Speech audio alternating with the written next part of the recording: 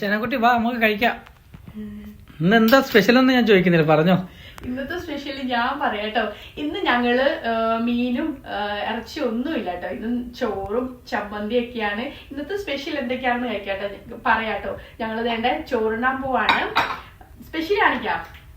രസം കേട്ടോ. രസം ഞങ്ങൾ ഭയങ്കര ഇഷ്ടമാണ്. രസം, കിഴങ്ങ് മെഴുക്ക് വരട്ടി, ചമ്മന്തി, ചുട്ടരച്ച ചമ്മന്തി, മുട്ട ഒന്നില്ലല്ലോ, വേണ്ട മുട്ട പൊരിച്ചത്. അങ്ങനെ ഇന്ന് മൊത്തത്തോടെ ഒരു വെറൈറ്റി ആയിപ്പോയി അല്ലേ? ഇന്ന് ഫുള്ള് വെറൈറ്റി ആണ് കേട്ടോ. വെറൈറ്റി ഒന്നും അല്ല, ഇത് ഫുള്ള്. അതെ, നമ്മളെ സംബന്ധിച്ചത് വെറൈറ്റി ആണോ? ഇതിപ്പോ രസം എന്ന് പറയുന്നത് അപ്പോസിന്റെ മുന്നോട്ട് വരുമ്പോ അപ്പോസ് കഴിക്കൂല. അവന് ഫിഷും ചിക്കനും മട്ടനും ഒക്കെ മതി.